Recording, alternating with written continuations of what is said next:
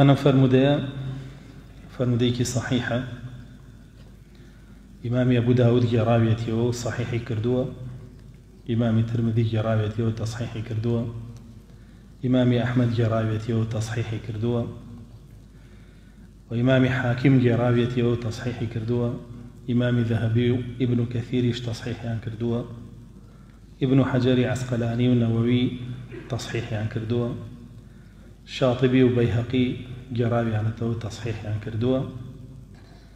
وسيوطيش تصحيحي كردوة. بوين ناوية معنا هموي هنا ويبزان فرمودك صحيحة بلام هندك لا مسلمانا هل خلطيان راوة كان بهانا بفرمودك أقل تاقا كسكا تضعيفي كردبه ابن حزم أندلسي أويش جواب دراوة ولا لان زانيان وهدلا ذهبي ابن كثير لا سيوطي ولا ابن تيمية ابن قيم جوزي أو عنيتر فرمودك زين الدين عراقيش لا أحياء علوم الدين تصحيحي كردوة، طبرانيش تصحيحي كردوة، شوكانيش همان قسكاني ابن حزمي كردوة وبلام أويش جواب دراوة ولا لان زانيان وسلمان راوة كتضعيف كان بو حديثة بطالة وحديثك قرآن شاهدي لسنده وفرموديتري صحيح رسول الله صلى الله عليه وسلم شاهدي لسنده لرا برسالي جت بيش وبوشي هندي كس حزقنا حديثة ضعيفة بووي قمرا وسر ليشي وكان جيانا كريانوا لو عنيك أهل السنة بشوين سنة رسول الله كوتو شو كأجر وام حديثة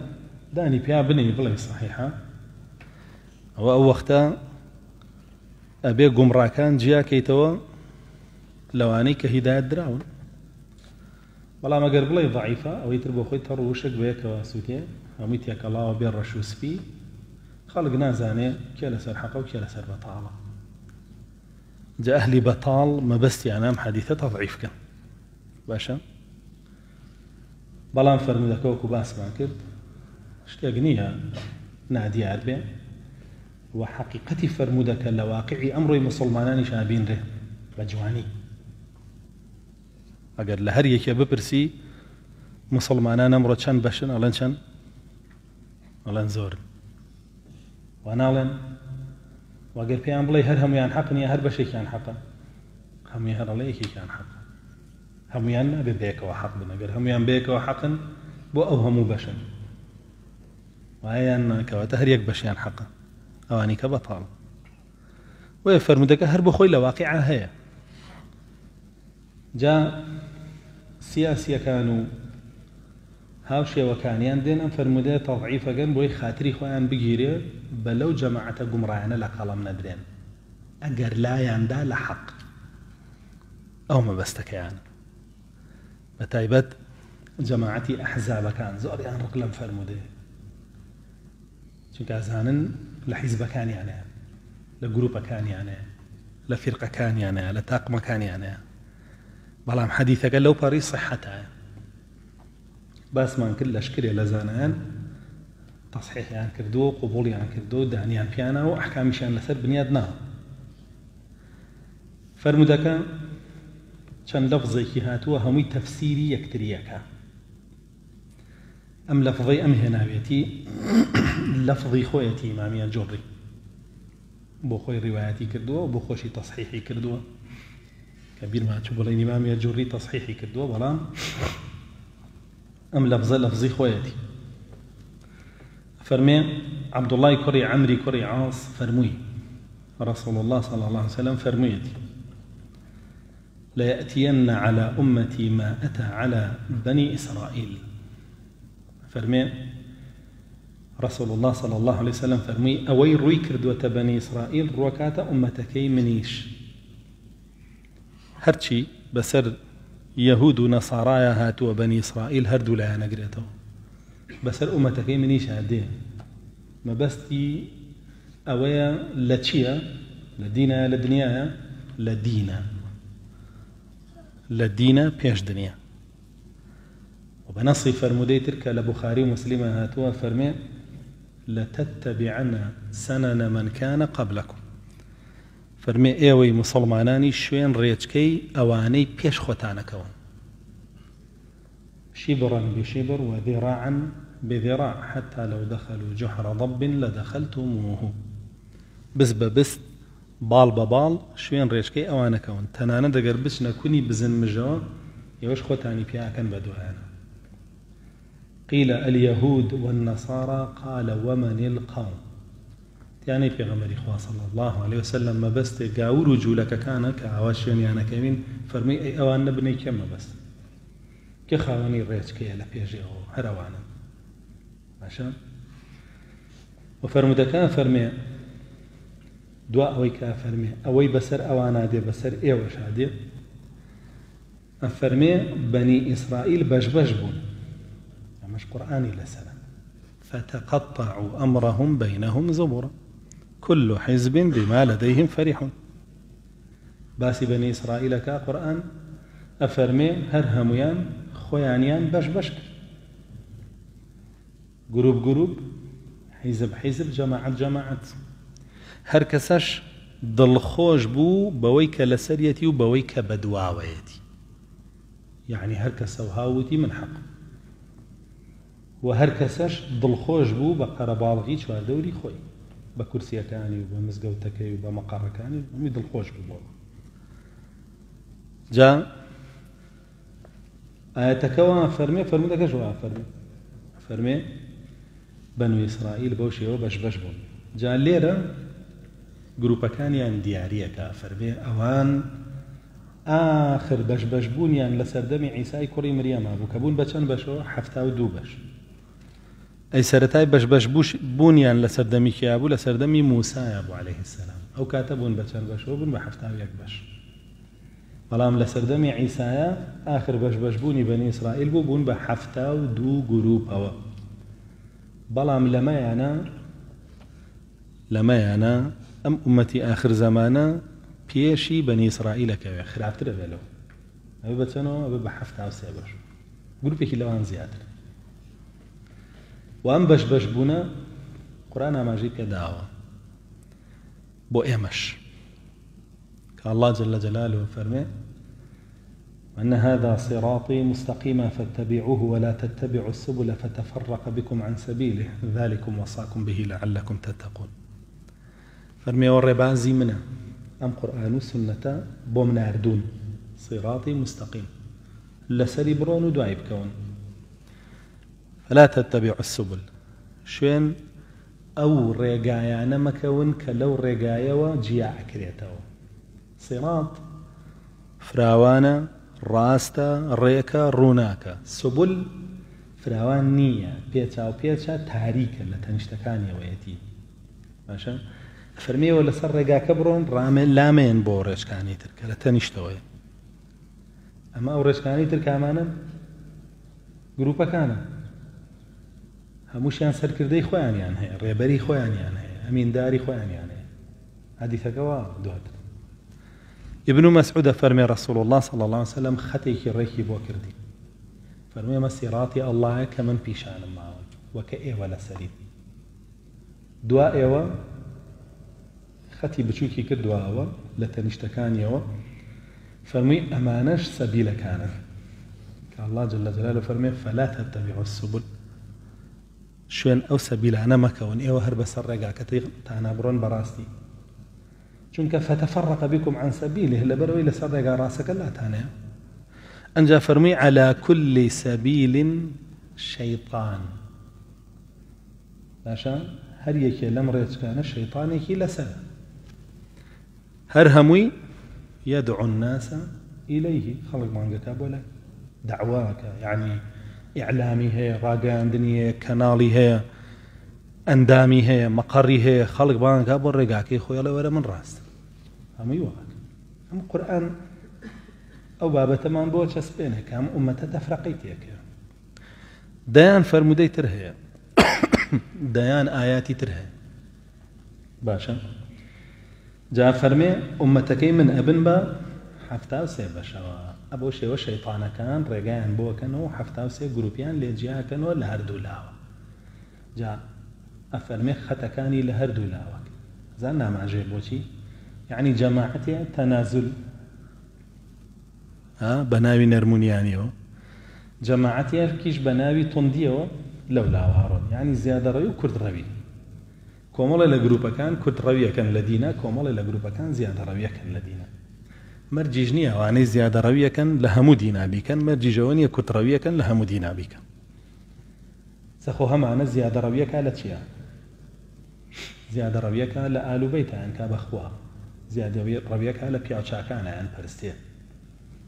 هەشمانە کوردڕەویەکە لە پیاوچاکانە کافریانەگات جوێنیان پێیا لە ئیمامە گەورەکان ئاوایە کوردڕەویەکە لە ئالوبەیتە جوێنیان پێیە ئەوانەمان هەمووی هەیە بەڵام هەردوو لا گومڕان ئیتر تۆ لە هەر سەرێکەوە بیگری بۆ نمونە لە بابی ناو سیفاتەکانی ئەڵڵاه جەل جەلالوه بیگرە هەیە نەفیەکە ئەڵێ هەر نیەتی هەشە جسمی بۆ بڕیارەیە ئەڵێ وەکو ئینسان بڕۆ بۆ بابی ئەو کەسەی تاوان ئەنجامەیە هەمانە کافریەکای کاتە دەرەوە لە ئیسلام هەشمانە کوفریش بکار هێنێتە ناو ئیسلام هەوا یعنی مەرج نییە هەمووی لە هەموو بابەکانە شل بوو بێتەوە لە هەندێ بابا شل بێتەوە لە هەندێ بابا تونە هەشمانە لە هەنێ بابا تونە لە هەندێ بابا شل بۆتەوە ئاوایە بۆیە کامە حەقەکەیە ئەوەی ناوەڕاست ئەوەی ناوەڕاست چۆن بناسینەوە چۆن بزانین ئەمە لەسەر حەقی رسول الله صلى الله عليه وسلم کە ئەم حەدیثە بۆ سەحابەکانە گێڕێتەوە سەحابەکان ناڵێن ئەی پێغەمبەری خوا صلی الله عليه وسلم ئەدەی 72 گروپە بەتاڵەکەمان بۆ بژێرن شتی وا ناڵێن عشان ئەفەرموون ئەو فێرقەی ڕزگاریە بێ کامەیە بۆ ئێمە لەوان بینوتەوە سە تۆ چی لەسەرە بیزانی ئەو فێرقەی کە ڕزگاریە بێ کە ئەوە زانی سەر لە تێک ناچێت بەس کە سەر لە تێک چوە جارێ هێشتا تۆ نازانی کامە ڕزگاریە بێ ئەوە تۆ هێشتا لە دەوری ئەو 72 لە سوڕیتەوە سەرنجامێکیان سەرێکا بە جەهەنەمە بۆیە بێت تۆ ڕێگە ڕاستەکە بدۆزیتەوە رسول الله صلى الله عليه وسلم زۆر بە ئاسانی دیاری کرد کام فێرقەیە کە ڕزگاریە بێ کە حەقە فەرمووی ئەوانن کە شوێن کەوتەی من و سەحابەکانم ئەمڕۆ من و سەحابەکانم لەسەر چین لەسەرەوە بەبێ تەنازولکردن و بەبێ کەم و کورتی تایە لە خۆیانە کەم و کورتیەکەن نە تەنازولیش لەبەر خەڵکیەکەن ئاەتێک دێ سەحابە چۆن لێی تێگەشتۆ چۆن تەطبیقی کردۆ بۆ شێوە حەدیثێکی رسول الله دێ صلى الله عليه وسلم سەحابە چۆن لێی تێگەشتۆ چۆن تەطبیقی کردۆ بۆ شێوە ئەو حەقن نەوەک بڵێ کورە ئەمایان بۆ ئەمڕۆ نابێ ویان بۆ ئەمڕۆ نابێ و ئەمە ئەتە با خۆمان بە شێوەیەکی تر لێکی بینەوە حەدیثە با خۆمان بە شێوەیەکی تر لێکی بینەوە بۆ ئەمڕۆ بیگونجێنین ئەو شتان نییە عشان والله جل جلاله بالذات ئاماژە بەمە ئەدا كافرمه فإن آمنوا بمثل ما آمنتم به فقد اهتدوا وإن تولوا فإنما هم في شقاق چکاتی هم گروپیان دروست به کاتێک کە تۆ بە شوێنکەوتنی سەحابەکانی رسول الله صلى الله عليه وسلم ڕەتەکەیتەوە ئەفەرمێ ئەگەر خەڵکی ئیمانیان وەکو ئیمانی ئێوەی سەحابە بێ فقد اهتدوا لەسەر ڕێنمونیە ئەگەر ئیمانیان وەکو ئیمانی ئێوەی سەحابە نەبێ فإنما هم في شقاق شقاق يعني چی تفرق لەوەختە هەر یەکە و گروپێکە بێ هەر یەکە و تاقمێکە بێ ئەگەر بێت و ئێستا ئێمە هەمومان بڵین کاکە تێگەشتنی سەحابەکانی رسول الله صلى الله عليه وسلم وەرەگرین بۆ ئەم دینە ئەو وەختە هەر هەمومان لەسەر یەک تێگەشتن نابین بە گروپ بە بەڵام ئەگەر بڵێم نا من دیدگام جیایە تێگەشتنی من وەرگرن مەلایەکی تر لەولاوە بڵێ تێگەشتنی من وەرگرن مەلایەکی تریش لەولاوە بڵێ تێگەشتنی من وەرگرن هەر کەسە و معجیبی ئەو فکرە ئەبێ کە بۆی تەڕح کراوایە کۆمەڵێ لەو کۆبێتەوە کۆمەڵێ لەم کۆمەڵێ لەو بۆ بە سێ چوار فێرقە باشە ئەگەر سەرۆک حیزبەکان بێن وا بڵێن ئەگەر سەرۆک ڕەوتەکان بێن وا بڵێن هەمووی بوو بە فێرقە و بوو بە گروپ و بۆ خۆی بۆ شێوە جیا بووە بەڵام ئەگەر هەمووی تێگەشتنی سەحابە قوبوڵکاتیە هەمووی بوویەوە بەیەک باشە عمەری کوڕی خەتاب ڕەزا و ڕەحمەتی ئەڵڵای لێ بێ ئیبن عەباس ئەیگێڕێتەوە ئەفەرمێ شەوێک خەوی لێ ناکەوێ تا ئەنێرە بە دوای ئیبن عەباس ئەفەرمێ بۆمبانکەن شتێک هەیە خەوی لێ بڕیوم ئیبن عەباس بانکە نەچێ بۆ لای فەرمێ باشە ئەی ئیبن عەباس ئێمە ئێستا ئەوە یەک ئەڵڵامانەیە یەک قورئانمانەیە پرسیاری هەموو کەسێکە باشە و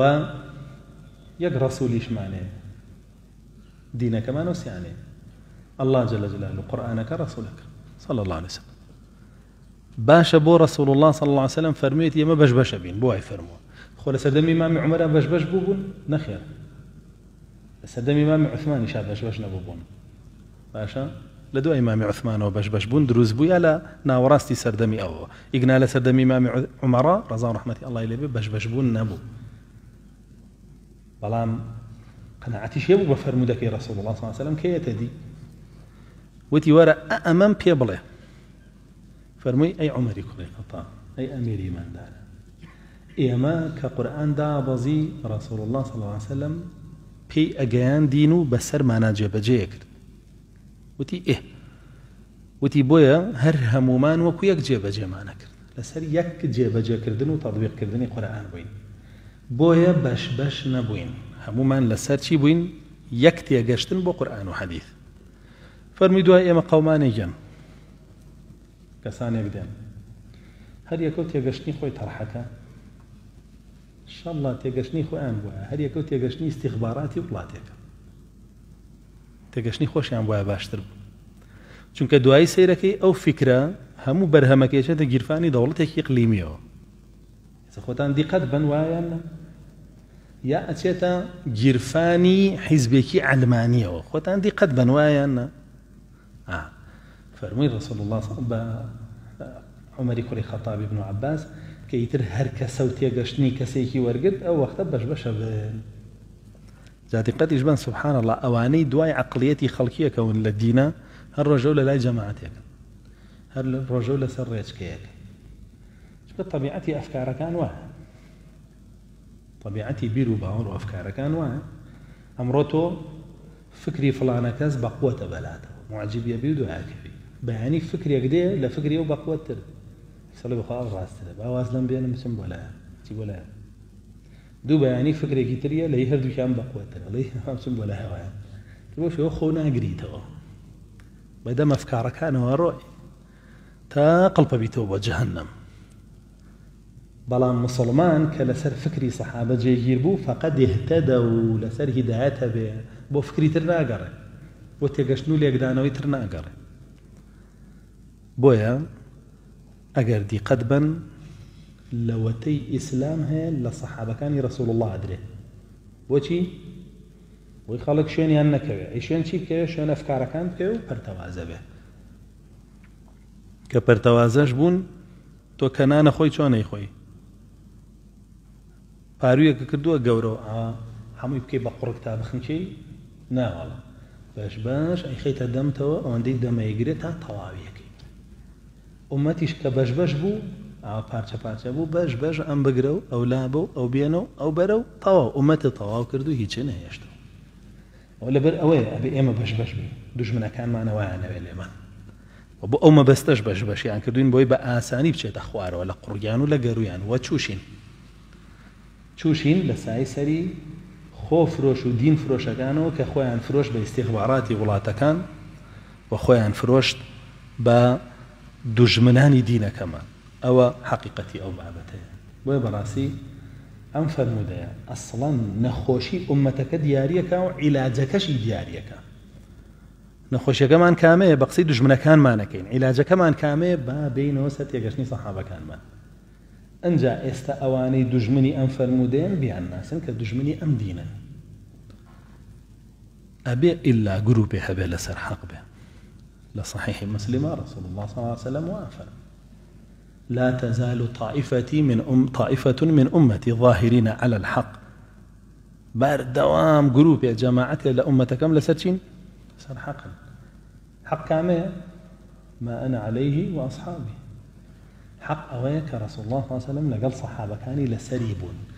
كوفاتي كردو رازيب ولا صحابة كاني ورازيب وبو حقيقة لسرين أو حق عشان طائفة لأمتكم بردوام لسر أو حقا لا يضرهم من خذلهم ولا من خالفهم يتر خلق ليانا كوجي زرريان بيناكا خلق بحسابي خوي وتاريان لسريا وبرناميان لسركاو لە کەناڵەکانە شەو و ڕۆژ هێرشەکەنە سەریان زەرەریان پێ ناگەێنێ چوان لەسەر حەقن ئەوان لەسەر حەقن زەرەریان پێ ناگەێنێ بڕۆ چیەکەی بیکە باشە حتاکەی حتا قیامەت دێوان نەمێنن سەر زەوی لەوان بەتاڵ نابێ فەرمێ حتا یاتی ئەمر الله حتا قیامەت دێ روايتي كتير فرمي حتى يخرجوا مع عيسى بن مريم تا عيسى دا بزيوان هرمين لقال درجة لقال أي جهاد كانوا دين سرخ هرمين روايتي كتير فرمي كليه برسن أو جروبي رزقاري أنا بك أمانا أفرمي هي الجماعة جماعة اليوم بس هي جماعتي صحابة كان وهر كسي خوي خاطب قالوا جماعته عبد الله كوري مسعود فرمي اگر تو دوای صحابه كان كوتبي لدينك تا تو جماعتي اگر لسر زاويه بس خوشي هبي يعني يسيكس هبي لمسر زاويه دوای صحابه كوتبي او جماعه قال لك الله وانا ما باقي قمراء يكسيش به واش قنجي وايلي به اش قنجي وايلي به لسر زاويات شان كسي هبي مسلمان من لا شاركه كذب مسلمان يقنجي سلماني فارسي لسردمي خويا سي دولتي قورة قران سي مسلماني دسكا وابو يانا سياني دسكا لسر مسيحية أصلا كما ابنه لسر زويا رسول الله صلى الله عليه وسلم كدينكي بو هادية كم كز هادية جنبا وريبيانا بجنكي خوي دعي كويليكو قنجك إمام علي ألو كاتا فرموي أم إسلاما أوا بغريبي دس بيك أوا غريبي جبتها يعني لما كشا وايلي سيكز مسلمان قال كما بدأ هل وقتون أود سيبيا كله ويقول جيم بابته بلام أم كان كسا ما دام لسر منهجي صحابك بن جماعة وسوادي عظما شنك لقل سوادي عظم ولقل جماعة عبد الله كوري مسعود صحابي بيغمري خواه صلى الله عليه وسلم أوا أو بشيء فرمو ديما وتفسيرك من بابته قرنقا قداري بن لما مسألة أفرمي إمامي الجري قال محمد بن الحسين فالمؤمن العاقل يجتهد أن يكون من هذه الملة الناجية إيمان داري عاقل هولي طوابتي أياب وأوي لقل أم جماعة رزقار بويابه ككين جماعتي صحابة كاني رسول الله صلى الله عليه وسلم كبشوين رسول الله صلى الله عليه وسلم باتباعه لكتاب الله عز وجل وسنن رسوله صلى الله عليه وسلم وسنن أصحابه رحمة الله عليهم بوي كشون كتاب الله كذا شون سنة رسول الله كذا صلى الله عليه وسلم وربازي صحابة كان لبيرو كردني أو سنتان رسول الله صلى الله عليه وسلم كيكش وسنن التابعين بعدهم بإحسان ربازي تلبكاني صحابة أواني كلا ينداو شون كبوة تلبي صحابة جبوة لا يداو خو خوارج زوربان بشوين صحابة كانوا بونو دين لوان فيربون لا شيان دا شيعي سرتا زوربان بشوين صحابة كانوا بون دين لوان فيربون لا شيان دا بويا تواني بلاي تابعي كان هميان برزنو هميان وكو يكتماشاكي نا تابعي كان اوانان كبشوين صحابة وبونو لمنهجي اوان لا ماشي قلنا عبد الرحمن كوري من جمك علي كوري أبي طالب كش تابعي بو بس لما نهجها لقال تابعي بو لا بو يبال خير القرون شابو به شر البشرة رسول الله صلى الله عليه وسلم علي فرمو دو كاس بيسترين إنسان كان يسر زوين أوي واشتركي ثمودي سر بريو أوي تو أكوجي ديخو عملنا تابعي كان شابو بو أقدار بن كاتي تو حسابك ري بتابعي ياخذ تابعي بقرون مفضلة كلسر منهجك لادنا يبي ولو سرد ما شعبوي ماشي بو فرمي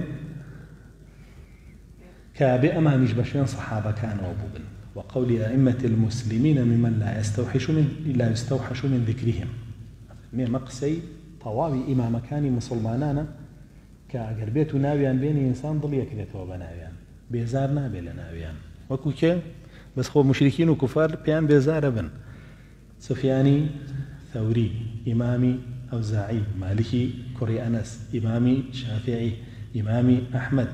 أبي عبيدي قاسمي كري سلام ما همو إمام قوركاني إسلاما لهمو مملكتكاني زوية كان هندي كان لمصر بون هندي كان لشام بون هندي كان لعراق بون هندي كان لحجاز بون هندي كان ليمن بون وهندي كان لمغرب بون فرمي مقصي هرهم يعني باشا أنا فرمي ومن كان على طريقتهم من الشيوخ وهركسي كيتر لما مستكان من كلا سر بازي وان به فما أنكروه أنكرناه وما قبلوه وقالوا به قبلناه وقلنا به ونبذنا ما سوى ذلك أو أوان بخرابيان دانا بي مش بخرابي داني أو أوان بباشيان دانا بي مش بباشي داني أو أوان وتبيتيان إما جيلين أو أوان نان وتبيت إماش نايلين باش أنا فرمي